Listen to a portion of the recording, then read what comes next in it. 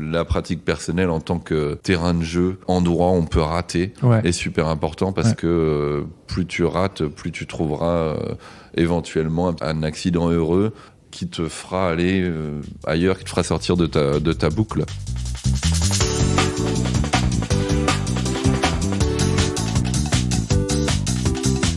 Bonjour à toutes et à tous et bienvenue sur Sens Créatif, le podcast qui explore les motivations et les stratégies des artistes de l'image.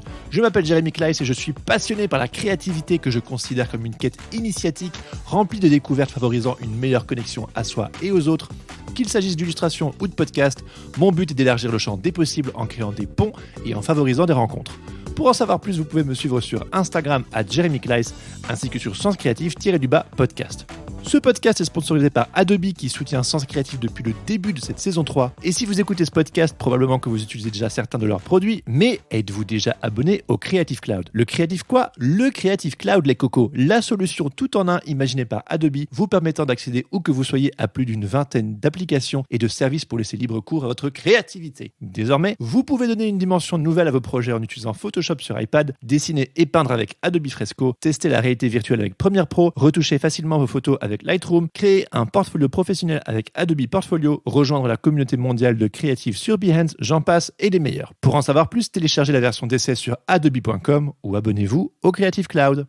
Aujourd'hui, je suis ravi de vous présenter ma discussion avec Jean Julien. Et si vous êtes comme moi, passionné de belles images, alors il y a beaucoup de chances pour que ce nom vous évoque quelque chose. Jean Julien est, comme qui dirait, incontournable en matière de dessin. En tout cas, moi, je suis son travail depuis très longtemps. Depuis mes études d'ailleurs. Depuis 2009. Enfin bref, on s'en fout. Dites-vous juste que Jean Julien fait partie de ces illustrateurs qui m'ont immédiatement inspiré quand je commençais à peine à m'intéresser à cette discipline. La force de ses idées mariée à la simplicité de son trait m'ont immédiatement charmé et m'ont permis de me projeter dans ce métier d'illustrateur. Pas étonnant d'ailleurs de découvrir que nous avons des inspirations communes comme Paul Rand, Saul Bass ou encore Savignac. Bref, il souffle un vent de nostalgie quand j'évoque ces noms qui n'en finissaient pas de m'inspirer lors de mes études de beaux-arts. Bref, alors dites-vous, quand j'ai appris que Jean avait quitté Londres pour déménager à Paris, vous imaginez bien que cette info n'était pas tombée dans l'oreille d'un sourd. C'est donc tout naturellement que je l'ai approché et je suis hyper content de pouvoir partager cet échange avec vous aujourd'hui. Mais n'allons pas trop vite, pour ceux et celles qui ne connaissent pas encore Jean Julien, voici un petit topo. Originaire de Nantes, Jean se définit aujourd'hui comme un faiseur d'images, de l'illustration à la photographie, en passant par la vidéo, la mode, l'édition, les installations, la sculpture, les affiches et puis dernièrement la peinture. Jean est un artiste multidisciplinaire. Ces images ont été exposées dans des dizaines de musées et autres galeries à travers le monde et il a travaillé pour des centaines de clients dont le New York Times, le New Yorker, The Guardian, Colette, National Geographic, le Grand Palais, le Centre Pompidou, Amnesty International, Vogue et bien d'autres. Voilà. Dans cet épisode, nous revenons en détail sur son parcours, de ses débuts jusqu'à aujourd'hui. Nous discutons de ses premiers boulots, de l'avènement des blogs, des origines de son style, de son explosion sur les réseaux sociaux ainsi que du regard qu'il porte sur tout cela, mais aussi de sa définition du mot liberté, de son éthique personnelle, de la paternité et en quoi cela l'a transformé, des difficultés qu'il a pu rencontrer au cours de sa carrière et de son rapport à la copie, de son intérêt pour la peinture et surtout, comment il a réussi à transformer ses imperfections en force. Et ouais. Alors aujourd'hui, je suis très heureux de vous présenter ma discussion avec Jean Julien. Bonne écoute. Bon ben voilà, Jean Julien. Enchanté. Merci de me recevoir aujourd'hui dans ton studio. Je suis hyper content de discuter avec toi aujourd'hui. Merci. Je suis ton travail en fait depuis très très longtemps. Déjà du temps où tu étais en Angleterre, à St. Martin's et compagnie. Donc ça fait longtemps en effet. 13 ans, ouais, c'est ça. Et je connais ton boulot depuis cette période et j'ai toujours eu envie de te rencontrer, donc merci. Bah écoute, c'est sympa, ravi de te rencontrer également. Ouais, carrément. Est-ce que, c'est l'intro un peu classique, mais est-ce que pour les personnes qui ne te connaissent pas encore, peut-être les plus jeunes, il y en a plein même, au-delà. Est-ce que tu pourrais brièvement te présenter et me dire ce qui te motive à sortir du lit le matin ? Écoute, je m'appelle Jean, je fais des images en fait. J'ai longtemps tergiversé comme tout le monde quand tu commences à savoir comment tu te définis. Et aujourd'hui, je dis que je fais des images parce que c'est le plus proche de la réalité. Ce qui me motive à sortir du lit le matin, pour être tout à fait pragmatique, en premier lieu, c'est mes enfants. Ouais, bien sûr. Ouais. Et après, c'est d'aller au boulot parce que j'adore ce que je fais et c'est une chance de dingue de vivre de ça et d'avoir en plus su créer, on en parlera peut-être plus tard, mais dans les différents choix de vie, d'avoir favorisé l'idée d'aller dans un endroit tous les jours que je partage avec mon frère et des copains. De réussir à avoir fait ça plutôt que d'avoir essayé de consolider une base professionnelle d'extérieur, on va dire, mais peut-être au détriment d'une liberté. Tu pourrais plutôt développer content. Ça Ouais, bah, je pense que, on en parlait hier soir avec Gwenda Lebec et Nico, mon grand ami, et Nico Julien, mon frangin, avec qui je partage l'atelier, et sur ces questions de qu'est-ce qui est vraiment le plus important. Et moi, je crois que ça a toujours été une certaine idée de la liberté. Que ça soit dans la manière dont j'aborde mon boulot, le fait de peut-être pas me cantonner à une discipline, connaissant mes propres limites techniques et mes envies ou mon appétit créatif qui dépassait un petit peu ces limites techniques. Et aussi tout simplement le fait de vouloir n'avoir à répondre à personne et passer mes journées vraiment comme je le veux et sans égoïsme, parce que j'ose espérer que je ne le suis pas. C'est un égoïsme sain, peut-être. Ouais, je pense que c'est ça aussi, c'est la différence entre liberté et égoïsme et individualisme. Je pense pas voir le monde de ce côté-là, mais par contre l'idée de liberté, de vraiment faire ce que je veux au quotidien, c'est un peu un but, et je pense aujourd'hui en vivre de cette manière. C'est génial. C'est clair. Je pense qu'il y a beaucoup de personnes qui écoutent ce podcast qui vont boire tes paroles, parce que je pense que c'est un peu le rêve de tellement de créatifs, de cette liberté de quelque part faire ce que tu veux, t'amuser et en même temps développer ton craft, ton art. Mais ce qui est rigolo, c'est que je pense que c'est un truc inhérent à nos métiers créatifs. Mais aujourd'hui, j'en parle avec des copains qui sont dans la restauration ou dans l'hôtellerie après le Covid, parce que donc on fait ce podcast en plus ou moins, on va dire, sorti de Covid. En tout cas, on va croiser les doigts. Il y a de plus en plus ce désir manifeste de liberté, une sorte de... Je crois que ça a servi un peu de memento mori, le Covid, et il y a des pénuries de main-d'œuvre dans les métiers qui sont historiquement assez durs et assez ingrats. Et ouais, je pense que ce besoin de vivre une vie du mieux qu'on peut et de la manière dont on l'entend. C'est clair, Après, ça paraît facile pour moi de le dire aujourd'hui parce que j'ai la chance d'avoir pu le faire. C'est pas facile et c'est pas toujours possible, mais je pense que malgré les difficultés de la réalité, pour moi, ça a été un bon but. Oui, bien sûr. Puis il y a l'art et la manière d'y arriver. Bien sûr. C'est un peu ce qu'on va un petit peu décrypter ensemble aujourd'hui. D'ailleurs, avant de plonger dans ton parcours, est-ce que tu pourrais un petit peu me parler de ton arrière-plan personnel ? J'ai cru comprendre que chez les Julien, c'était culturellement très très ouvert, maman architecte et scénographe, papa bande dessinée. Est-ce que tu peux me parler de ce clan Julien ? Le clan Julien, c'est marrant, on nous appelle vraiment ça, parce qu'à chaque fois que je fais des expos ou des événements... les sources. C'est de là que vous avez parlé de ça. Mais c'est rigolo parce que c'est vraiment un terme qu'on entend souvent avec les galeristes avec qui je travaille ou autres, ou les copains. C'est que quand on fait des événements, alors des concerts pour Nico ou maintenant des expos ensemble, en règle générale, on a un bon nombre de copains et de membres de la famille qui se déplacent, ce qui est vachement chouette. Papa et maman aussi ? Ah oui, tout le temps. Ouais. Que ça soit à San Francisco ou à Barcelone ou ailleurs, ils font le déplacement, donc ça c'est plutôt cool. Nos parents, on a grandi, on est 5, on a une grande sœur, Mélanie. Tout le monde s'entend très bien. Notre mère, elle était architecte et elle était également scénographe pour le musée des Beaux-Arts de Nantes et pour le Muséum d'Histoire Naturelle. Et elle faisait des expos à droite à gauche ponctuellement, donc elle nous a toujours impliqués et intéressés dans cette version de l'art, du design, de l'archi. Et notre père, qui lui était urbaniste, était grand passionné de musique et de BD. Et du coup, on a eu ce pendant un peu plus pop. Et je pense qu'avec Nico, on a réussi à créer une carrière qui se basait un peu sur ces deux, et avec au milieu notre culture populaire qui est plus celle de notre génération. Bien sûr. T'as quel âge là ? 38. Ah oui, d'accord. Moi, 33. 33, Ouais. je pense qu'on a, Une on se promo recroise différente. sur Ouais, c'est ça. certains dessins animés ou autres, mais voilà, donc on a eu accès à une belle culture de musée, Ouais. mais aussi à une culture populaire, et on a eu des parents qui ont une intelligence de voir l'intérêt créatif que ça pouvait avoir, Ouais. et tout en nous encourageant à bosser à l'école, etc., mais sans essayer de faire de nous des animaux de foire Oui. ou des machines performatives. Ça, c'est précieux. Hein. C'est très précieux, surtout que moi j'étais pas bon à l'école sans être un cancre total, mais clairement pas brillant, et par contre je pense en toute humilité avoir d'autres qualités et sur lesquelles ils m'ont aidé à jouer un petit peu. Ouais, Mais c'est vrai que dans le système français, le fait de pas avoir un bon dossier scolaire, Oui, la oui. première année quand j'ai essayé, je me suis fait flinguer sur toutes les ouais. les écoles que j'avais demandé. Ok. De Mais c'est intéressant après ça. toute façon, le ça dessin, c'est permet pas un de- vrai métier. Hein, tout le monde le sait. C'est hein. pas un vrai métier, exactement.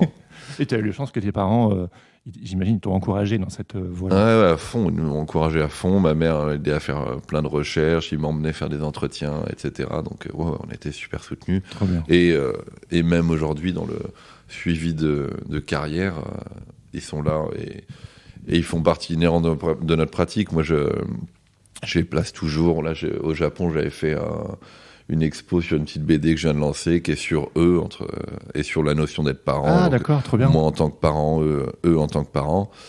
Et voilà. Et puis on a aussi notre sœur Mélanie qui avait une boutique. Là, elle a arrêté, mais dans lequel elle vendait mon travail et le travail d'autres designers. Et D'accord. elle-même a un background like that. Dans ce... C'est de famille, quoi. Voilà, c'est de famille, ouais. Ouais, d'accord. C'est de famille, mais encore une fois, sans que ça ait été un. Ça n'a pas été imposé. Ça n'a pas été imposé exactement. Il n'y avait pas non plus ce culte. Les métiers créatifs, c'est mieux, etc., Oui, etc. ouais. C'était genre, ça vous intéresse, T'aurais pu être banquier, que ça n'aurait pas dérangé. Banquier, je pense que ça ne pas trop passé dans ma famille pour autant, mais bon. D'accord. Ouais, d'accord. Donc toi, tu es originaire de Nantes.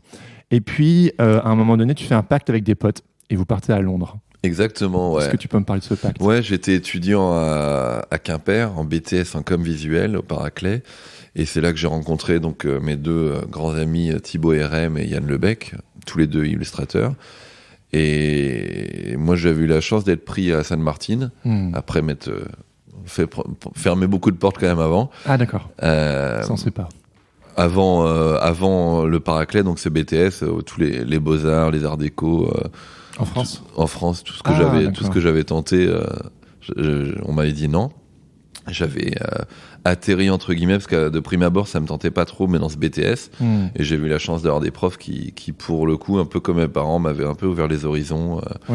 Notamment Franche Lenave, qui est un graphiste, et Vefa Lucas, aussi graphiste, et qui m'ont ouvert à des Saul Bass, des Tommy Ungerer, MM Paris, tout ça. Voilà. Donc ça m'a bien ouvert les horizons, et avec Thibaut et Yann, du coup, je crois que eux, à ce moment-là, savaient pas forcément avec certitude comment allait se dérouler leur prochaine année. Et on s'est dit, on va à Londres, ça va être cool, on y va. Ouais. Et donc on a fait ça tous les trois, et c'était un petit peu rock'n'roll au début, dans le sens où eux, ils avaient pas beaucoup de thunes, ils parlaient presque pas anglais. Ok, ouais. Et donc on a cohabité un petit peu dans ma piole d'étudiant en cité universitaire. Donc c'était vraiment microscopique, c'était assez rigolo.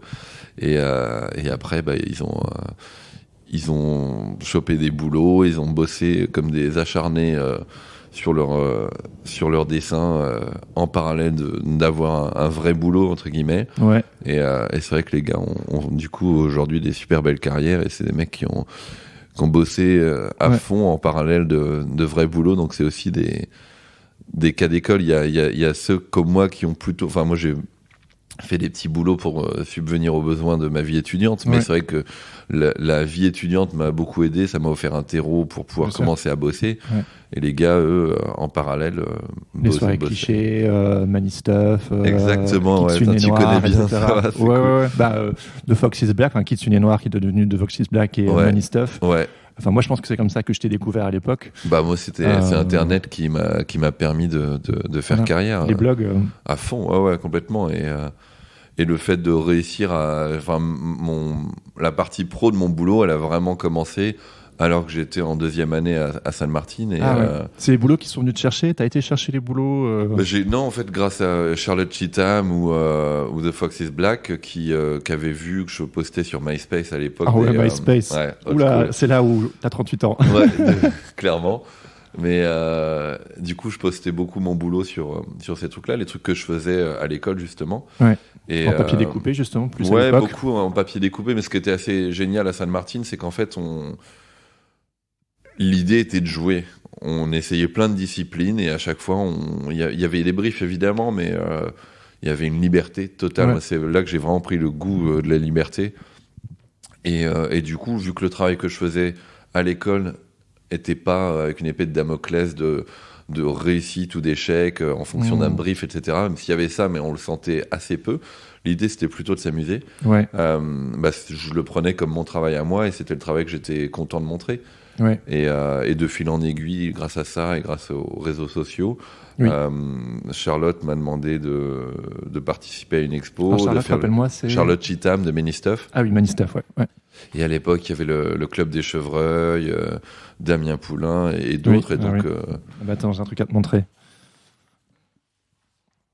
Ah, super. Voilà. C'est rigolo parce qu'en fait, là, on est en train de finir une monographie avec Phaidon qui sort l'année prochaine. Et du coup, on a regardé un petit peu tous les boulots d'avant, etc. Ouais. Et c'est de couverture, donc je dis pour les auditeurs que tu viens de me tendre mon premier bouquin sur mon travail qui était aux éditions Michel Lagarde. Et sur la couverture, c'est un petit personnage en papier découpé et qui est exactement le langage de ce que j'utilise aujourd'hui en sculpture avec des personnages en acier. Ah oui, ouais, d'accord. Et c'est marrant parce que c'est comme ça que ça a commencé. Et l'idée des sculptures aujourd'hui en acier, c'est de donner l'illusion de personnages en papier découpé. Ouais. C'est rigolo. C'est drôle.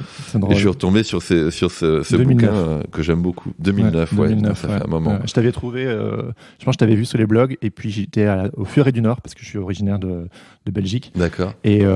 Et voilà, j'ai trouvé ce petit livre, et puis je suis tout de suite tombé amoureux. C'est cool. Mais alors, ce qui est drôle, c'est que, si je me trompe pas, tu me corriges, hein, c'est qu'au début, tu faisais beaucoup de papier découpé, Ouais. du pliage, etc. C'est ce qui t'a permis d'être repéré, t'as fait tes premières commandes, etc. Et puis, à un moment donné, t'as basculé et t'as été plus vers l'illustration, le style pour lequel tu t'es connu. En fait, le truc, c'est que quand j'étais à Quimper, j'ai tout fait toujours super tard, et quand j'étais à Quimper, j'ai toujours dessiné à fond. Mais j'avais ce que moi je qualifierais de dessin de petit garçon. D'accord.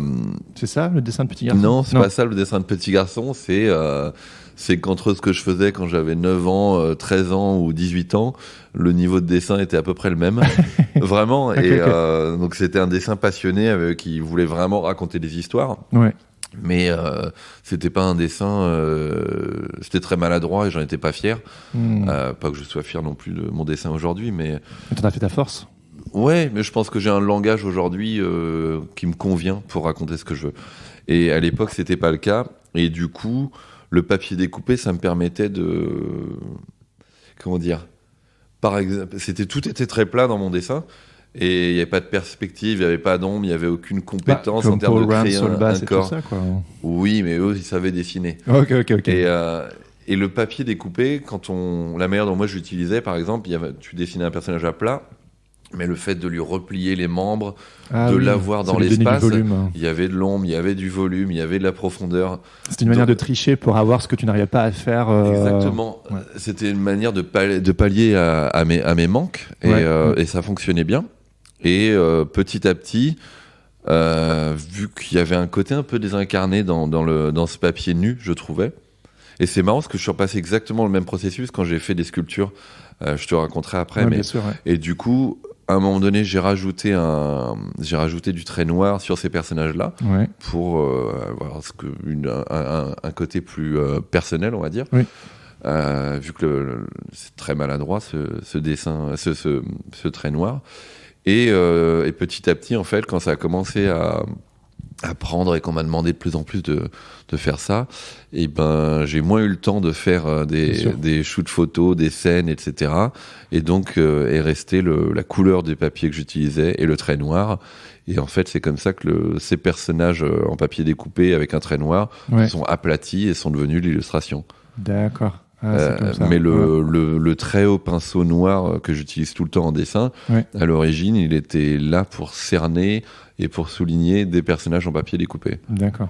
Ouais. Donc c'est assez marrant. Je trouve mon dessin, il vient du volume à la base. Oui, et puis tu retournes, on y reviendra. Je retourne au volume, et tu vois les premières sculptures en acier que j'ai fait au MIMA, presque. Non, il y a eu un truc à Miami, mais au MIMA, j'ai fait ce qui ressemble plus à ce que je fais aujourd'hui. Et il n'y avait pas de cerclage noir. Et aujourd'hui encore, j'ai envie de retourner au MIMA pour les cercler de noir. Parce qu'il manque un truc, un côté un peu désincarné. Ouais, d'accord. Et du coup, après, j'ai réintroduit le trait noir. Ouais. C'est par souci d'efficacité. C'est que des échos, en fait. Les choses se font écho. Bah oui, évidemment. Ouais. Et alors de nouveau, tu me corriges si je me trompe, vu que je suis ton boulot depuis une bonne dizaine d'années, je remets les petits morceaux ensemble. Il me semble qu'à un moment donné, tu as commencé à lire tous les jours les journaux, et tu commençais à poster sur les réseaux tous les jours une petite illustration, un petit commentaire visuel sur ce que tu avais lu. C'est juste, c'est ça qui t'a permis de un peu te faire repérer avec ce style d'illustration? C'est un mix, en fait. Je postais beaucoup de ce que je faisais, des expérimentations et tout ça. Et en fait, en 2012, j'ai eu ma première expo à Londres. Enfin, j'avais fait des expos en 2010, 2011 en France. 2010, 2011, 2012. Et donc j'avais fait des expos où il y avait du papier découpé, etc. Et en 2012 et 13, les expos que j'ai fait à la... Comment s'appelait cette galerie ? Une galerie à Londres, je retrouverai le nom, mais qui était assez chouette. Et là, je faisais vraiment des affiches d'illustration. Oui, mais je l'ai vu, je sais de quelle galerie tu parles. Chemistry Gallery ?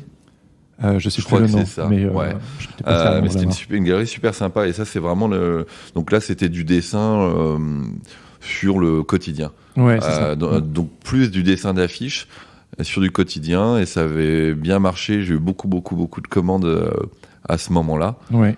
Et là j'étais assez bien occupé. J'espère que ça sonne pas arrogant de dire ça, mais j'avais beaucoup de monde qui suivait mon boulot à ce moment-là. Et comment tu as vécu cette explosion? Parce que moi, j'ai bougé à Paris en 2013. Je me suis lancé en tant qu'illustrateur en 2013. Mais je suivais ton boulot, comme je t'ai dit, depuis 5 ans au moins. Et donc, j'ai vu ton passage quand tu étais en Angleterre, etc.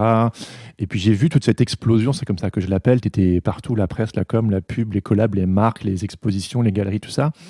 Comment tu as vécu cet engouement, cette explosion, et comment tu as accompagné le mouvement?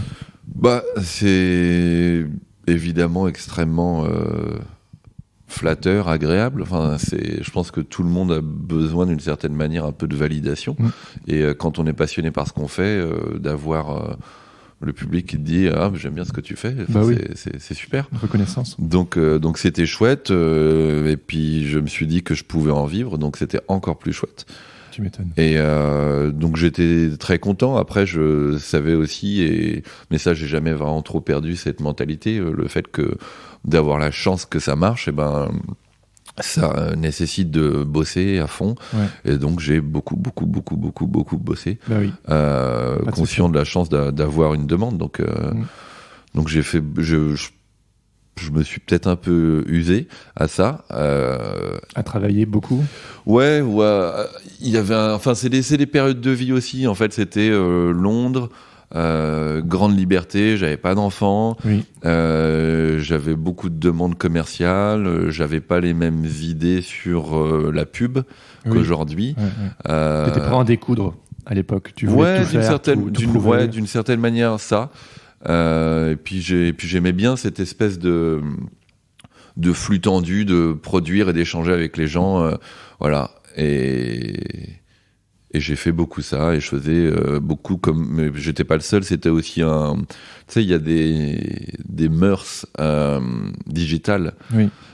Donc tu as des modes, des trends. Ouais, c'est ça. Donc à cette époque-là, et il y en a qui continuent de le faire beaucoup, mais on commentait beaucoup l'actualité. Ah oui. Et donc moi je le faisais aussi en dessin, donc plus après. À 2012-2013 où mon dessin c'est plus matiné d'observer autour de moi ce qui se passait, que ça soit dans la rue ou dans les infos. Un commentaire. Voilà, donc j'ai fait ça. Ouais, plus de l'humour que d'une vraie critique, quelque chose de plus. Ouais, parce que oui, clairement. Puis j'ai pas la prétention non plus. Tu vois, j'ai jamais été dessinateur de presse. Ah oui. Moi, je T'as bossé dans la presse, mais t'étais pas dessinateur de presse. Ouais, je me vois pas comme ça. C'était. Mais après, le problème, c'est que t'es rattrapé par le monde, ses réalités et le sérieux que ça peut avoir. Et c'est pas que je faisais pas sérieusement, mais j'avais pas de prétention. Donc, quand certains après me disaient, mais toi tu fais du dessin de presse, je fais non, pas du tout, c'est un métier, c'est pas mon métier. Moi, je fais des images. Je fais des images, exactement. Ouais. Et comme tu l'as dit tout à l'heure, tu as beaucoup utilisé aussi les réseaux sociaux, Instagram. Ouais. Tu l'as utilisé avec beaucoup d'intelligence et tu l'as utilisé à une période où c'était ça pétait de partout. Ouais. Quel regard tu portes là-dessus aujourd'hui ? Je pense comme beaucoup de monde que c'est...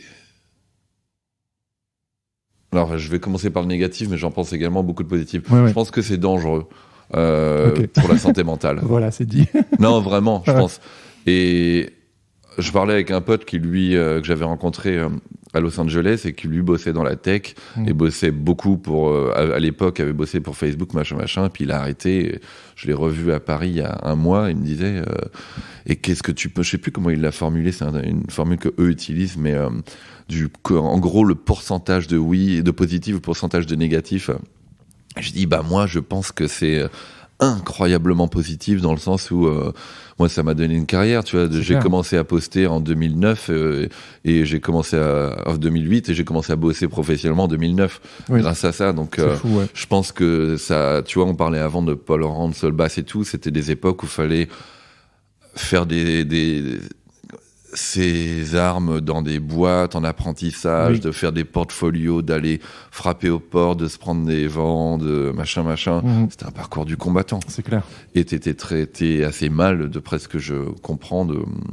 Avant, t'avais cette notion de bas d'échelle et tout ça. C'était très vertical. Aujourd'hui, c'est extrêmement horizontal, je pense. Oui. Donc moi j'ai eu beaucoup de chance et je pense qu'il y a beaucoup de monde qui aujourd'hui a beaucoup de chance grâce à ça et donc je pense que c'est super démocratique, c'est incroyable, mais c'est dangereux pour la santé mentale parce que et moi le premier je compare toujours avec ce que font les autres et je me dis est-ce que ça marche, est-ce que ça marche pas. Ouais, bien sûr, mais parce que je pense que c'est designé comme ça. Oui, c'est fait pour. On le sait, on en revient, que ça soit les lanceurs d'alerte ou les psychologues ou autres, il y a pas mal de gens qui théorisent sur ça et on sait que c'est pas très sain. Donc c'est compliqué de vraiment poser un avis noir ou blanc, même si moi je suis très noir et blanc. Mais je pense que c'est très mauvais pour la santé mentale et je pense que c'est très démocratique pour pouvoir se lancer. Ouais. Et puis aussi aujourd'hui c'est très bouché. Je pense qu'il y a beaucoup de gens qui veulent percer, notamment grâce aux réseaux sociaux. Et tu disais à l'époque, c'était un parcours du combattant, mais je pense que ça l'est toujours aujourd'hui. Mais tu as peut-être eu, je ne sais pas si c'est la chance ou l'intelligence de vraiment voir ce réseau émergent et de l'utiliser au bon moment. Et peut-être que tu l'as fait innocemment aussi, ou pas, je ne sais pas. C'est à toi de me dire. Non, c'est pas si innocent que ça, j'imagine. C'est pas innocent dans le sens où je me suis rendu compte que les gens aimaient bien ce que je postais, donc... Oui, pourquoi s'en priver ? Voilà. Oui. Et qu'il y a rien de mal, c'est comme de mettre son travail sur une galerie, dans une galerie, sauf que là, c'était gratuit et accessible à tout le monde. Donc ça, c'est chouette. Non, mais c'est le chapitre des réseaux sociaux, quoi. Voilà, le fait qu'il y a des gens aujourd'hui. Les réseaux sociaux, c'est ça. Et puis, pardon, tout à l'heure, on disait Londres, une sorte d'essor et tout ça. Aujourd'hui, j'ai 2 enfants. J'ai 38 ans, donc je fais plus partie, je pense, des jeunes qui montent. Et j'ai envie de prendre plus de temps pour faire les choses différemment. Donc, je dis non à beaucoup plus de choses en fonction de certains critères. Avant, je disais pas non à beaucoup de choses. Excuse-moi. Non, t'inquiète. Et voilà, mais c'est ça qui est agréable et le fait, en fait, de regarder en arrière, de me dire, avant, je faisais ça, aujourd'hui, je fais pas ça. Je me dis, j'en ai fait, ça fait partie de ma vie. Bien sûr. Et donc, mes évolutions personnelles se reflètent dans ma manière de bosser et d'aborder le travail. Et également, le monde a changé, les préoccupations écologiques qui étaient toujours là, mais qu'on voyait moins ou Tu vois, aujourd'hui, je dis non à beaucoup de projets pour des raisons personnelles, éthiques ou autres. Ouais, bien sûr. Et ben, si j'avais 22 ans et que j'avais pas le choix, entre guillemets, je dirais peut-être pas non pour Bien ça. sûr, ouais. Donc, d'autres personnes avec un parcours comme toi m'ont dit la même chose. Ouais, mais c'est un luxe qui s'acquiert et j'en suis conscient, mais ce qui fait aussi le métier créatif et la liberté totale dont on parlait, ça fait aussi qu'il n'y a pas de filet de sécurité. Et si du jour au lendemain, ça marche plus du tout et que je dois faire autre chose pour nourrir ma famille, bah, je le ferai. Parce Oui, que bien sûr. c'est comme ça. Mais tu as appris à te réinventer de toute façon. Ton parcours est une suite de réinventions. Ouais, je pense. Et enfin, j'ai toujours fonctionné comme ça, à voir où je voulais être dans les 5 prochaines années ou les 10 prochaines années. Et ça m'a permis d'avancer comme ça. Tu veux être où dans les 5 prochaines années ?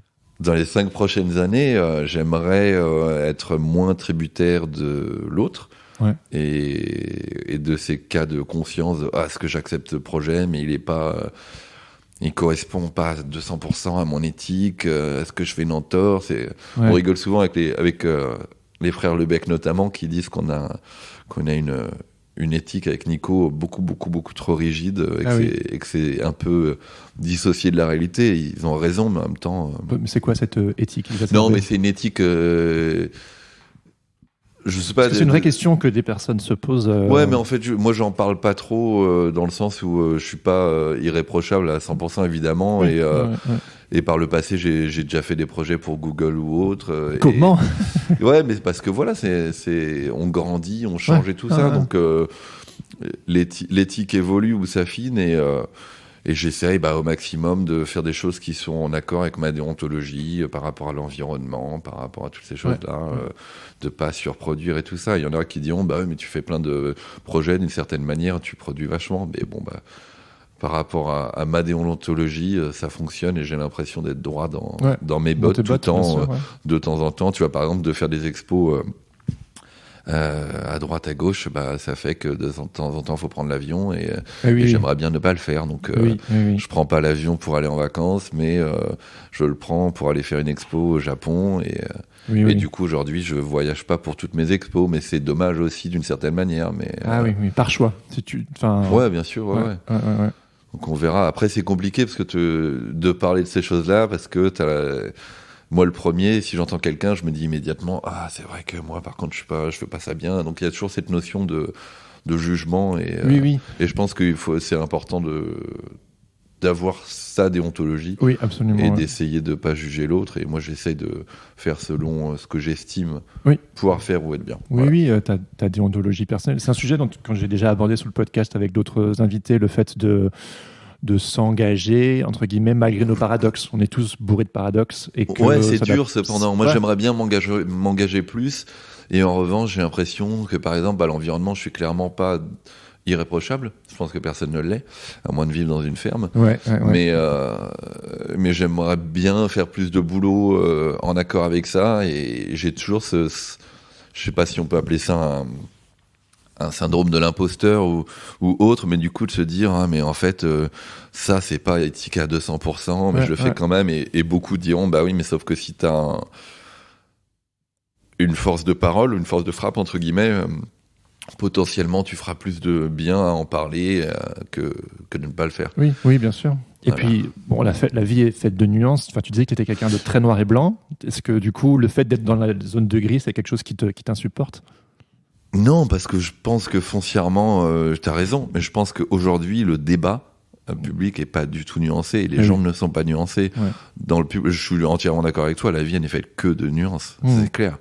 Et tout le monde a ses points d'incohérence, ses zones d'ombre et tout ça, mais par contre, quand tu vois les climats politiques, publics, médiatiques, les débats, etc., t'as l'impression que le monde n'a jamais été aussi clivant et les avis n'ont jamais été aussi tranchés. C'est vrai. Mais après, c'est aussi, tout le monde le dit, si tu vois un mec qui va te tailler ou faire une opinion odieuse sur Twitter, si tu le rencontres, si tu bois café avec lui, jamais il n'aura même 10% de la véhémence qu'il a manifesté dans l'anonymat.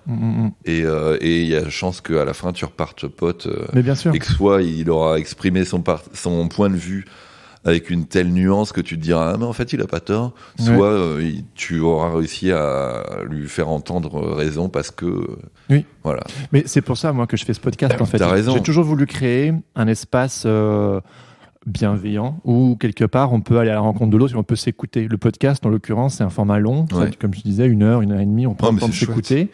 Et aussi, ce qui est cool, c'est que les gens mettent un casque et ils vont se dire, je vais écouter, en l'occurrence là, je vais écouter Jean-Julien pendant 1 heure.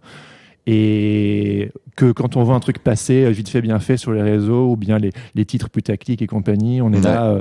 Et ce qui fait que pour moi, c'est vraiment important de sortir de sa chambre à écho. Moi, c'est ça que j'appelle. Sortir d'une chambre à écho où on est entouré de personnes qui pensent comme nous, tu vois. On lit les choses qui nous confortent. C'est normal, c'est humain. Oui, mais c'est le problème aussi. Voilà. Et donc, du coup, d'aller à la rencontre et de croiser les regards, moi, c'est vraiment ce qui m'anime, quoi. Ouais, mais je suis très partisan de ça. Je trouve que c'est un peu ce qui nous sauvera d'une certaine manière. Ouais. Il faut ça va être la phrase ça, du podcast. il faut du débat nuancé.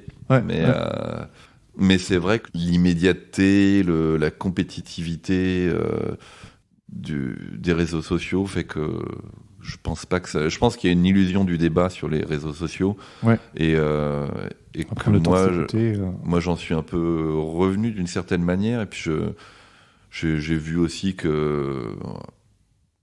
termes de santé mentale, je pouvais, que j'étais une bonne,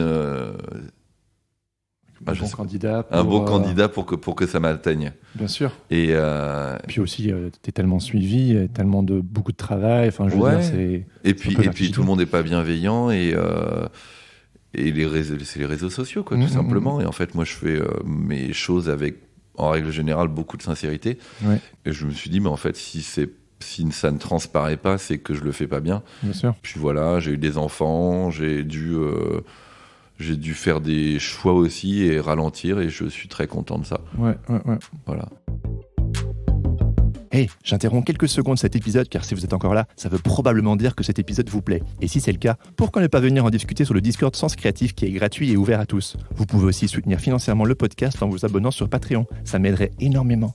Et ainsi, vous deviendrez membre du Patate Club, histoire d'accéder à des tonnes de bonus. Pour en savoir plus, cliquez sur le lien présent dans la description de l'épisode ou attendez la fin. Un ou une membre du Patate Club vous expliquera tout. Allez, retour à l'épisode. Le chapitre familial m'intéresse, mais juste avant de passer à ça, tu es quelqu'un de très connu aujourd'hui dans la scène graphique internationale, on te connaît partout, et on pourrait avoir l'impression, quand on regarde un petit peu de l'extérieur, sans être dans les coulisses, que tout s'est fait, tout allait de soi, que c'était simple, que c'était facile. Est-ce que tu as eu des difficultés sur ton parcours, et est-ce que tu pourrais un petit peu m'en parler ?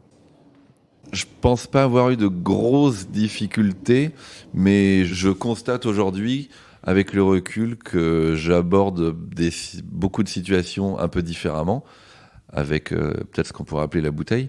Oui, oui. Et que pour me protéger, peut-être, tu vois, par rapport à la famille, le fait de vouloir être disponible mentalement et en bonne disposition pour être un bon père. Ouais. C'est chaud, ça. Ouais, c'est chaud, mais c'est important.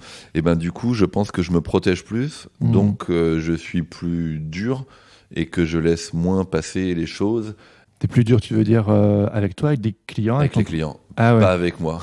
Ouais. Et que dans le sens où avant, j'ai l'impression de dire oui à tout et de regretter et de bosser justement aussi en vacances un peu à l'arrache et d'envoyer des choses parce que j'étais pas capable de dire non, parce que j'étais flippé et que du coup ou des clients qui te redemandent 20 fois de refaire le truc et qui au final vont te dire non et vont te donner 100 balles.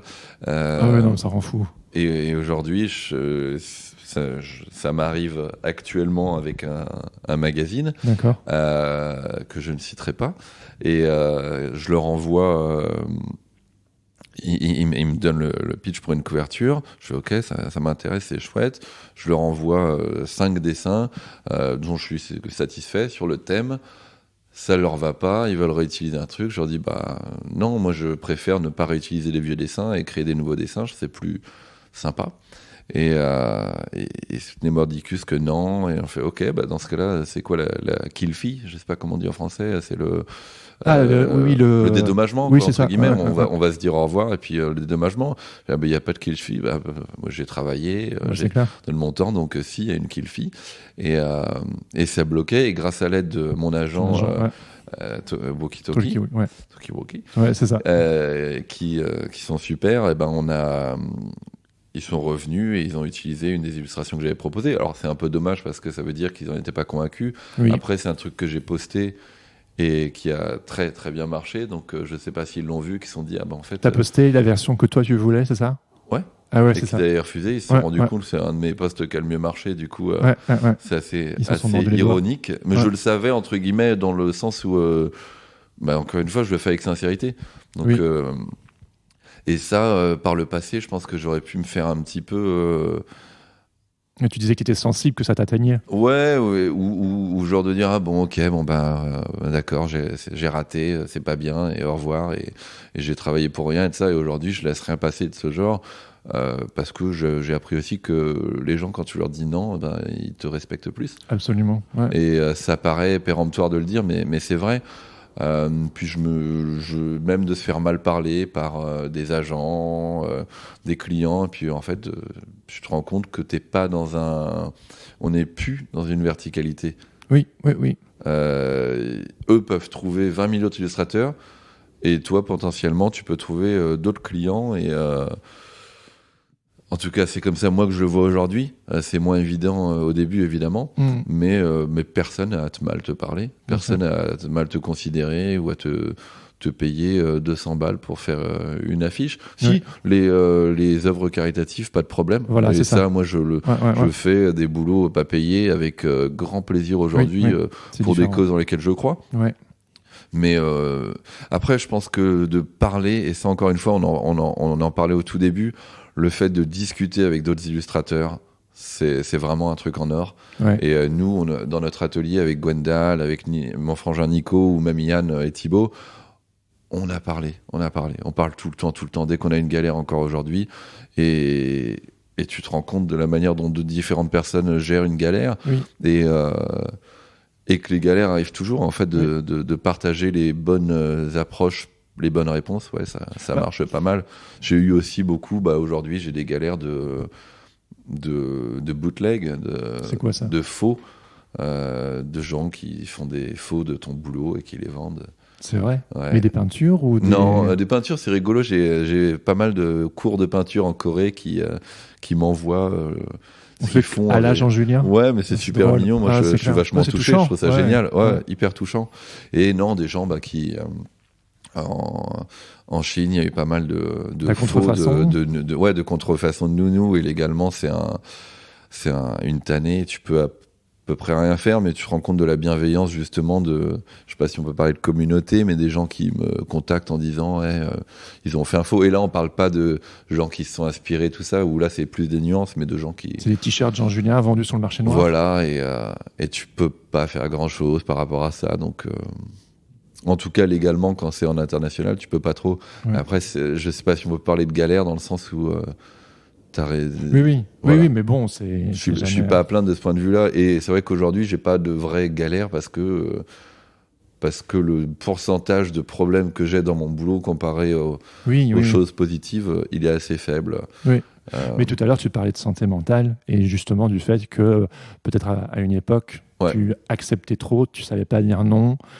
C'est pas facile. J'avais pour peur personne. de dire non, dans le sens où je me disais, mais si je dis non, et si dans 5 ans j'ai plus du tout de boulot, mais je me connais, je me rongerais le sang à me dire pourquoi t'as dit non, c'est à cause de ça, t'as dit non, t'as fait un peu le cacou, et en fait aujourd'hui tu te retrouves comme un imbécile sur la paille. C'est fear of missing out au final. Ah, complètement, j'ai le roi du FOMO. Oui. Mais et moi maintenant.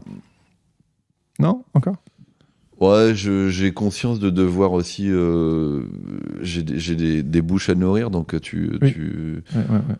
t'as un peu plus, t'as une peur un petit peu plus tangible, mais ça, il y a énormément de gens dans ce cas-là. Enfin, je dirais la quasi-totalité du monde qui travaille. Oui. Après, j'ai pas à me plaindre du tout. Je vis bien et mon boulot marche bien, donc je croise les doigts. Mais par contre, j'ai constaté a posteriori quand même que de dire non et d'affirmer certaines choses, de s'affirmer, ça avait aidé. Mais tu peux le faire à un moment donné, pas forcément au début. Au début, je disais non à rien. Et une chose qui t'énervait peut-être dans la profession à un moment donné? Les cases. Les cases? Ouais, le fait de t'es illustrateur, donc tu fais ça, du dessin, ou alors tu fais du photomontage, donc tu fais ça, ou alors, et que si tu fais des t-shirts et un mug, t'es un commercial vendu, assujetti au capitalisme et tout. Bah, non, pas vraiment, en vendu fait. capitaliste. Voilà, et qu'il y a beaucoup plus de nuances. Je pense quand même que ça a tendance à disparaître et qu'aujourd'hui, le fait d'être illustrateur, plus que d'être une case, c'est, comme on disait, plutôt une communauté, un soutien. Donc ça, c'est chouette. Ouais. Et qu'il y a aussi beaucoup de gens que tu pourrais qualifier d'illustrateurs qui font aussi de l'illustration, pas sur une feuille de papier. Et ça, c'est assez chouette. Ouais, bien sûr. Ouais, voilà. Clairement.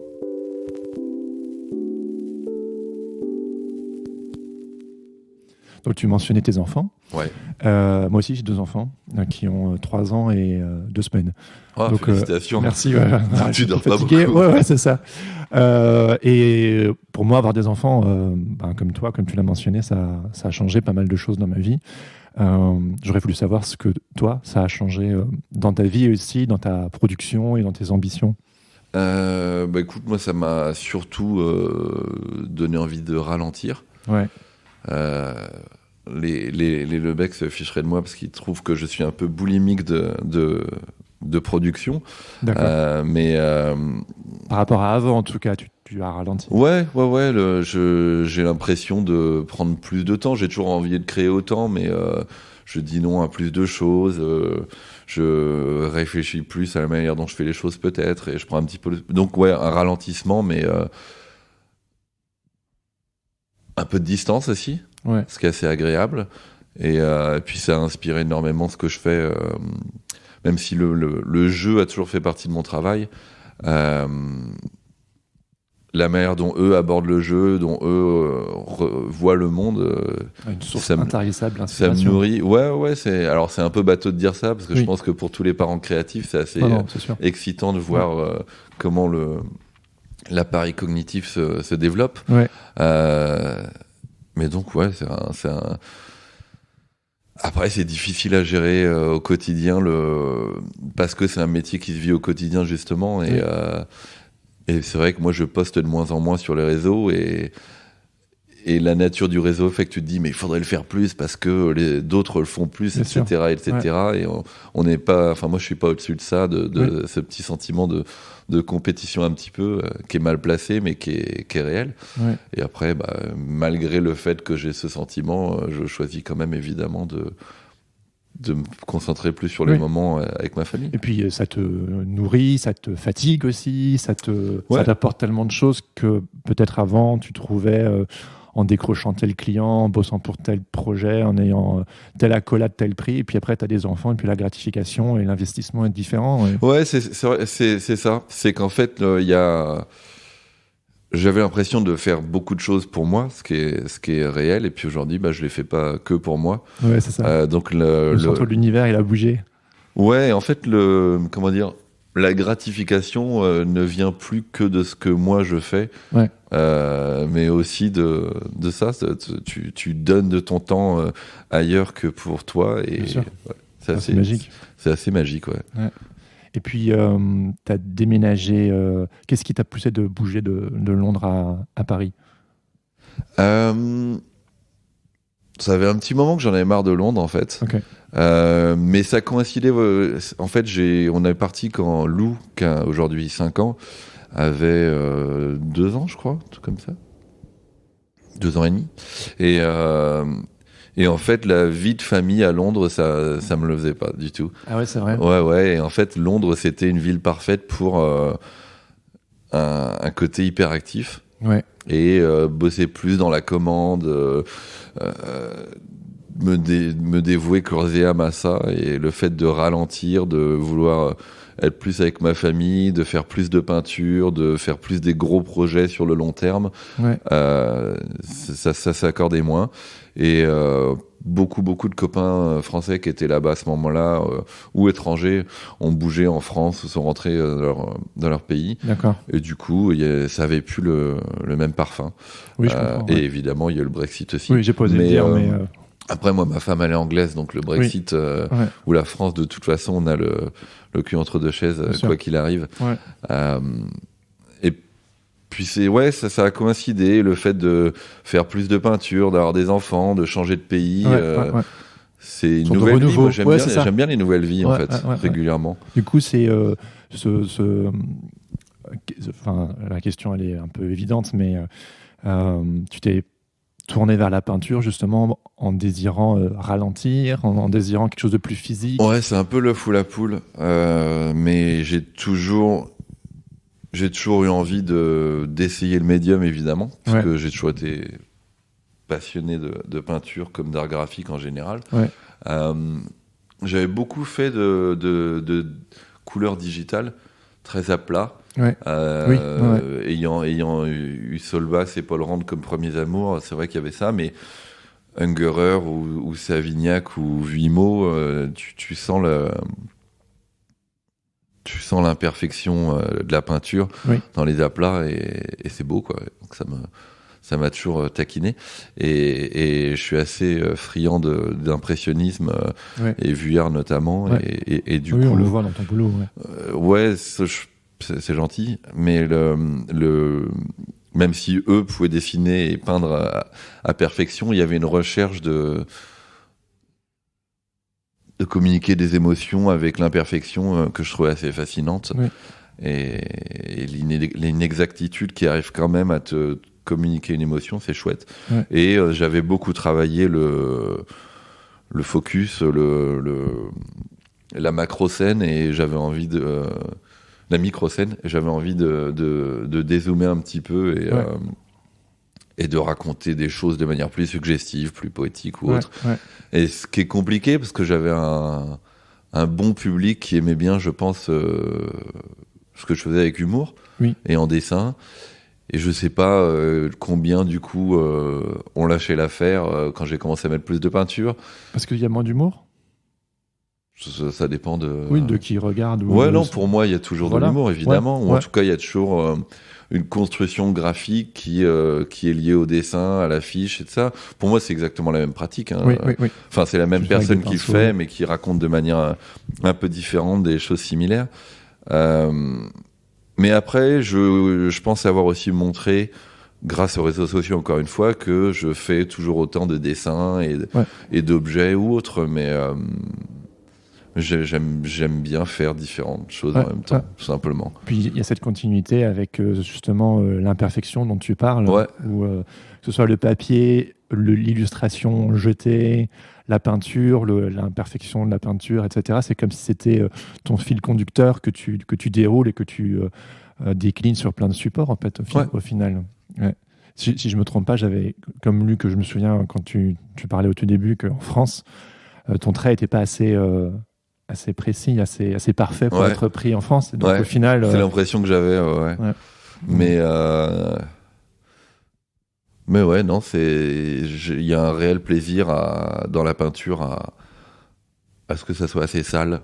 Ça me correspond assez bien d'avoir... je suis un peu mimi-cracra. Parce que le digital a ce côté propre, quoi, au final. Ouais, et puis le dessin propre, c'est génial pour ceux qui savent le faire. Et voilà, moi, en fait, assez tôt, je me suis rendu compte que ça servait mais c'est peut-être un manque de... C'est pas une qualité, quoi, le manque de persévérance, mais assez tôt, je me suis dit que ma qualité n'était pas dans la perfection ou le perfectionnement. C'était plutôt dans l'énergie et l'enthousiasme et l'engouement. Voilà. Et comment aujourd'hui, tu fais plein de choses. Comment tu choisis tes projets entre ton travail en galerie, ta peinture, les projets de commande, les projets pour des petites associations comme l'Abbé Pierre ou les secours populaires, etc. Tu fais plein de choses. Comment tu choisis, quoi ? Bah ça, c'est un peu des no-brainers. L'Abbé Pierre ou Secours populaire, c'est des gens que même moi je contacte de temps en temps et qui me contactent aussi. Et c'est des combats que j'aimerais pouvoir mener encore plus. Donc c'est des choses importantes et ça, je le fais sans réfléchir, évidemment. Ouais. Qu'il y a pas mal d'illustrateurs qui le font d'ailleurs. Ouais. Ils arrivent, ces associations arrivent à utiliser le côté positif des réseaux sociaux, justement, et de la communication. La peinture, ça prend beaucoup plus de mon temps aujourd'hui. Hein, Donc j'ai des expos d'aligner et je fais un peu mon calendrier en fonction de ça. Trop bien. Donc ça, c'est super chouette. Et après, je te disais, j'essaye de faire des plus gros projets qui prennent plus de temps. Comme une BD ou comme... Ouais, une BD. Donc là, je suis en train de bosser sur mon premier roman graphique. Donc ça sera pour fin d'année prochaine, j'espère. Trop cool. Donc ça, c'est cool. Ça m'excite pas mal. De la sculpture, beaucoup. Des projets de sculpture monumentale. Qu'est-ce qu'il y a d'autre ? Il y a la monographie qui va sortir chez Phaidon en avril. Donc ça, c'est un gros boulot qu'on a mené avec Lise, qui travaille avec moi. Ah oui, ouais. Qui vient d'atterrir en France ce matin d'ailleurs. Ah d'accord. Donc il vient pour 2 semaines. Et je le fais si c'est en accord avec, ou si ça dévie pas trop de mes idées. Ouais. Et que je sens que je peux offrir quelque chose d'excitant aussi. Ouais. C'est difficile de... T'as pas envie de toujours faire la même chose, alors peut-être que d'extérieur, le fait que ça soit toujours mon trait noir et mes couleurs, peut-être que c'est toujours la même chose et que c'est lassant. Oui. Mais c'est surtout tes idées aussi qui... Ouais, mais tu vois, ça par exemple sur les réseaux sociaux, j'ai l'impression que le dessin à idées, pour moi, c'est plus le meilleur endroit pour le faire. Ça s'est essoufflé ? Ça s'est pas essoufflé, mais en fait, je pense que c'est arrivé souvent que je poste quelque chose et qu'en message, quelqu'un de bienveillant, à 90% du temps, vienne me dire « regarde, j'ai fait exactement le même dessin. » Ah oui. Et je suis « Ah putain !» Et donc, en fait, ça me faisait me dire « Ah, mais en fait, j'ai pas des si bonnes idées que ça. » Et t'as des personnes malveillantes qui font « Ouais, mais en fait... » T'as copié. Non, ça, c'est l'obsession des réseaux sociaux. Ouais. Ils ont l'impression que parce qu'eux suivent quelqu'un, toi, forcément, tu l'as vu aussi. Oui. Donc... Ouais. J'avais un copain qui voulait te poser cette question. Est-ce que t'as pas peur aussi de te faire copier, toi ? Non, je m'en fiche, entre guillemets, dans le sens où si je suis facile à copier, ça veut dire que je stagne peut-être un petit peu. Ouais. Et puis aussi, c'est assez facile de pointer l'idée de copie. Oui. On en parle souvent, mais en peinture... 10 peintres qui vont faire la même chose sur les réseaux sociaux, on va parler de copie, dans l'histoire de l'art on va parler de mouvement. Donc, exactement. Donc je pense que même en illustration, si tu regardes la ligne claire, personne copie personne, c'est un mouvement tout simplement. Donc oui, il y a fatigant ce truc quand même. C'est une obsession. Je me rends compte en t'écoutant. En fait, encore une fois, je pense que moi étant un peu sensible, ça a pu m'ébranler un petit peu. Ah oui. Le fait de... je sais pas, on me dise de semer le doute. Ouais, mais t'as copié ça sur ça. Je sais, évidemment que non. Ça n'est pas quelque chose que je fais. J'ai pas vu ce travail et tout, mais le fait que des gens puissent le penser, ça me chagrinait pas mal quand même. Moi, je me suis fait défoncer par une. Je vais taire le nom, mais. Mais ça peut être assez violent. Vraiment. Et puis, je me souviens, elle m'avait dit tu copies, et puis j'étais genre, mais pas du tout. Je regardais et je disais, vous faites partie de mes influences au même titre que ces 20 autres personnes. Ouais. Et elle disait, non, il n'y a pas d'influence, rien. Et c'est hyper... c'est extrêmement... C'est hyper dur, en fait. Ouais, c'est dur. Et puis, en fait, moi, quand j'ai commencé, je pense que clairement mon travail pouvait ressembler à d'autres personnes. C'est un truc qui s'inscrit dans des influences. Évidemment, mais tout le monde, n'importe qui te le dira. J'avais un prof qui disait il faut créer en sachant que tout a déjà été créé de toute façon. Absolument. Et puis de toute façon, il y a un caractère extrêmement péremptoire à penser que tu crées quelque chose de foncièrement original. C'est faux. Et n'importe quel érudit de l'image, ce que je ne suis pas, pourra te démonter en 2 secondes en disant non, tiens, regarde ça vient de ça vient de ça, ça vient de ça. Et c'est pas forcément faux. C'est pas faux et c'est pas grave. Exactement. Et c'est non, mais je l'ai déjà entendu. On a besoin cette phrase de toi, j'aurais été créé. C'est chiller, quoi. Puis c'est. Je sais qu'il y a beaucoup de gens aussi qui débutent, tu sais, qui ont ce flip de genre de devoir être absolument original et de sortir du lot. En fait, je pense que aussi tu mets beaucoup de ta sensibilité dans les métiers créatifs et ça vient avec le négatif. Ça veut dire que tu es aussi assez facilement déstabilisable, pardon. Ouais. Mais quand bon, tu débutes, après, et puis c'est aussi une communauté, je pense, qui est quand même largement très bienveillante. Oui. Moi, je me suis jamais fait défoncer, comme tu dis, mais j'ai déjà eu des messages et faut en faire fi parce qu'à 90%, c'est des gens qui ne sont pas bienveillants et ça vaut pas la peine de s'arrêter sur ça. Si toi, t'es droit dans tes bottes, c'est le principal, en fait. Exactement. Et voilà. Ouais. Très bien, très bien. Alors pour terminer, ce podcast, il est soutenu par des Patreons. Tu vois ce que c'est, Patreon ? Ouais, je crois. C'est des personnes qui soutiennent financièrement le podcast. Alors je fais un petit peu de boucan. Ok. C'est le Patate Club dont je t'ai... Là, le Patate Club, c'est 180 personnes à l'heure actuelle qui soutiennent financièrement le podcast et du coup je leur dis tout le temps je vais interviewer telle ou telle personne, ils ont l'occasion du coup de poser quelques petites questions. Trop bien. Donc si ça te dérange pas, juste pour terminer, non, bien sûr. On a une question de Luca aka Crocuit. Crocuit, c'est son blaze. Est-ce que le dessin et l'expérimentation ont toujours été une quête préoccupante pour toi ou le succès t'a-t-il apporté une forme de sérénité ? Non, sérénité, je suis pas quelqu'un de serein, ça c'est clair. Comme on le disait plus tôt, je suis cependant extrêmement conscient de la chance que j'ai. Ouais. Et par contre, non, c'est vraiment... je pense que je pense que ça fait partie de ma nature d'avoir une soif de production. Ouais. C'est ma manière d'exister ou de parler, en fait. Ça a toujours été ? Ouais. Quand je vois quelque chose, quand je pense à quelque chose, ça sort. Oui. Donc je parle beaucoup trop, mais je dessine aussi beaucoup et Tu parles visuellement. Aussi, c'est vraiment ça. Hein. Mais aussi trop verbalement. Mais je parle visuellement. Si tu parlais pas beaucoup, je suis heureux que tu parles beaucoup parce qu'on peut faire ce podcast ensemble. Oui, et puis il y a cette question, les personnes, trouver son style, tu sais, pour être identifiable. Toi, ça n'a jamais vraiment été un questionnement. C'est genre, je fais toutes ces choses et puis. Et puis je pense qu'il change le style aussi de temps en temps. Genre la peinture, moi je trouve que ça s'inscrit vraiment directement dans ce que je fais en dessin. Ouais. Et certaines personnes vont pouvoir penser que ça ressemble pas à mes dessins. Donc c'est. Ouais. Mais c'est une question de Victor avec beaucoup de R. Okay.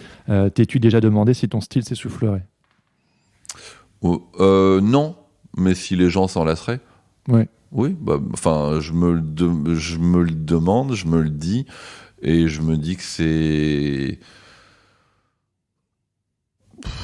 En fait, je pense que les gens qui aiment ton travail pour une raison précise, si tu continues, ils continueront de l'aimer. Bien sûr. Je pense que par les réseaux sociaux et les cycles de la consommation culturelle, consommation pas en tant que gros mot, mais la manière dont on se nourrit, on est toujours plus excité par la nouveauté, c'est normal. Et puis, moins après, ce qui est important, c'est de se renouveler, mais pas de le faire... pour ne pas disparaître, mais de le faire parce que c'est comme ça qu'on a envie de créer. Et ça m'emmerderait que tout le monde se lasse ou me trouve has-been et aime plus mon boulot, mais malheureusement, je pense que ça m'empêcherait pas de continuer de le faire, parce que j'aime ce que je fais et je le fais avec sincérité. On a besoin de tracer la route et de se réinventer. Mais c'est vrai que je pense que pour certaines personnes, notamment des auditeurs ou des personnes qui connaissent ton boulot, il y a ce truc de... c'est tellement par moments compliqué dans les métiers créatifs de percer et d'être repéré qu'une fois que ça y est, une fois que ton style, entre guillemets, c'est une grande question, alors qu'en réalité, on sait que le style, c'est une fausse question en réalité. Ce truc de, en fait, on peut s'enfermer dans un style, en fait. Ça peut être dangereux, ça peut tuer ta créativité au final, quoi. Oui, c'est sûr. Moi, j'ai trouvé assez positif d'avoir l'équilibre entre les commandes professionnelles et le personnel. Ouais. Dans le sens où si je ne faisais... Moi, et ça c'est vraiment... Ça ne parle qu'à moi, mais si je n'avais fait que des choses personnelles, je pense que j'aurais pu tourner en rond. Ouais. Et en fait, le fait d'avoir cette intervention d'un tiers, que ce soit un client ou une galerie ou quelqu'un pour qui tu fais quelque chose, quelqu'un qui te pose une question et qui te demande d'y répondre, ça t'amène à te challenger un petit peu et à trouver des solutions, faire des petites pirouettes que tu n'aurais pas forcément fait tout seul. Ouais. Moi, personnellement, si je reste qu'à un bureau, à me creuser la tête à ce que je vais dessiner, bah, ça peut marcher parce que j'ai vu quelque chose qui m'a stimulé, ou je peux tourner en rond. Oui. Et donc, cet équilibre entre les deux, je l'ai trouvé assez sain. Ouais, entre tout ce que tu fais. Et c'est un truc que je conseillerais à tout le monde, si je peux donner des conseils, c'est de s'assurer de toujours avoir un équilibre entre pratique personnelle et commerciale. Et même si le commercial va bien, la pratique personnelle en tant que terrain de jeu, endroit où on peut rater, est super important parce que plus tu rates, plus tu trouveras éventuellement un accident heureux qui te fera aller ailleurs, qui te fera sortir de ta boucle. Et que ça, si tu le montres, potentiellement après en commande on te dira ça, ce que vous avez fait, j'ai bien aimé aussi, est-ce que vous pouvez le refaire, machin. Et ça permet d'avoir a priori une carrière qui se renouvelle. Bien sûr. Tu te souviens d'une erreur qui t'a propulsé Pas trop, j'en fais tout le temps en fait des erreurs, dans le sens où je veux toujours faire quelque chose et ça ne se traduit jamais exactement visuellement comme c'était dans ma tête. Mais c'est vrai que toute la genèse un petit peu du papier découpé, de rajouter un trait noir et de tâtonner un petit peu à la manière accidentelle dont l'illustration est devenue illustration, c'était parce que j'ai pu expérimenter à gogo c'est comme quand si j'étais à l'école. Forcé à faire des erreurs pour voir ce qui peut en ressortir. C'est de l'entraînement quoi, en fait. C'est une petite gym. Voilà. Super. Toute dernière question des membres du Patate Club. C'est pas une personne précisément, mais il y en a plusieurs qui ont posé la question des agents.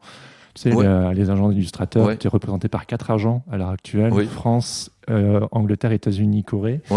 Quel est ton regard sur les agents? Parce que pour beaucoup de personnes aussi, tu sais, qui sont dans le game ou qui ont envie de percer ou qui ont déjà de la bouteille, etc.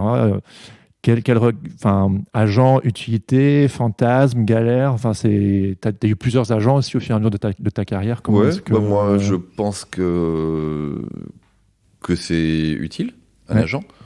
Il faut pas se dire qu'on peut pas réussir sans agent, c'est pas vrai. Par contre, je pense que clairement, de mon expérience personnelle, un bon agent, c'est quelqu'un qui te protège, c'est quelqu'un qui t'aide des fois à faire les bons choix quand tu ne sais pas si c'est les bons choix, et qui voit pas forcément l'intérêt financier pour t'aider à faire ton bon choix. C'est un garde-fou.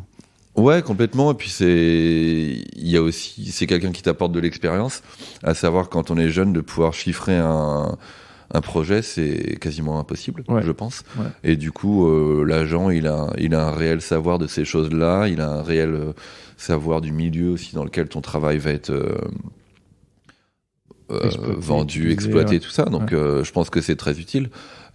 C'est plus nuancé aujourd'hui avec les réseaux sociaux, dans le sens où les clients vont plus facilement communiquer directement avec les artistes et dire on aimerait bien que tu fasses ça, est-ce que ça te dit?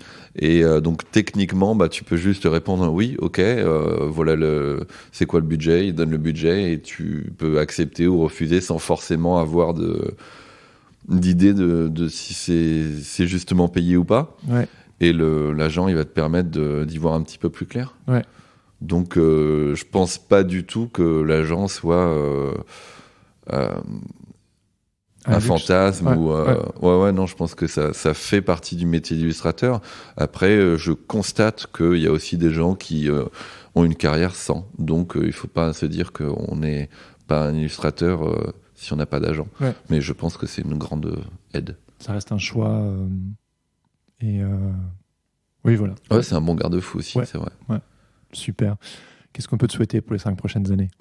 De pouvoir continuer comme je vis actuellement, à pouvoir faire des projets et j'espère pouvoir continuer de surprendre et de faire plaisir aux gens avec mes dessins.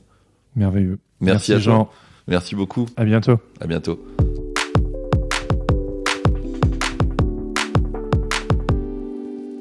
C'était ma discussion avec Jean-Julien.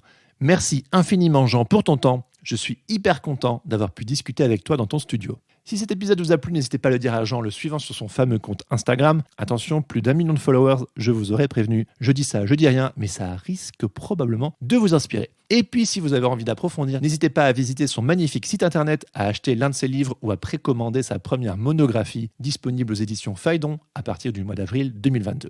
Et maintenant, il est temps d'écouter le témoignage de Mona Leleu, qui aimerait vous dire 2 mots au sujet du Patate Club. Salut, je m'appelle Mona Leleu. Je suis auteure et illustratrice et je fais partie du Patate Club. Vous savez, le Patreon.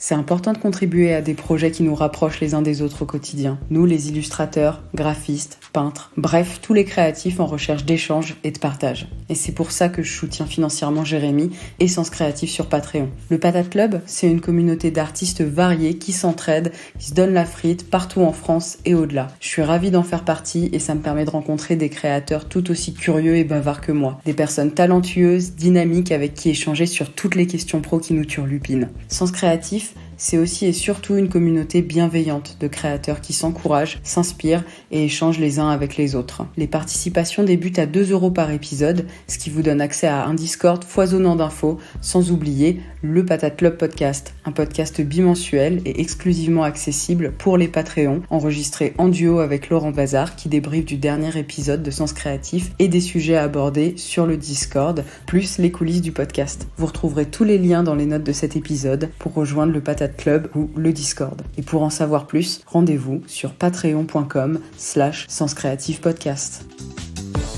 Si cette interview vous a plu, n'hésitez pas à en parler à vos amis, à mettre un commentaire ainsi que 5 étoiles sur Apple Podcast. C'est le meilleur moyen de faire connaître Sens Créatif. Pour ne plus jamais louper un épisode, pensez également à vous abonner sur vos applications de podcast, à me suivre sur les réseaux sociaux ou à rejoindre la newsletter du podcast. Vous trouverez toutes les infos ainsi que les notes de chaque épisode sur le site www.senscreatif.fr. Je termine en remerciant mon ami Adrien Guy, comme toujours, pour l'habillage sonore de ce podcast. Allez jeter un œil sur ses réseaux sociaux @AdrienGuy_Musique ou écouter ses morceaux sur sa page SoundCloud. Merci également à Morgane Prudhomme pour le montage de cet épisode. Sur ce, je vous donne rendez-vous dans 2 semaines pour le tout dernier épisode de cette saison 3. Et comme vous le savez sûrement déjà, il s'agira d'un épisode spécial enregistré en public au Social Bar à Paris. Be there or be square. En attendant, bonne semaine à tous.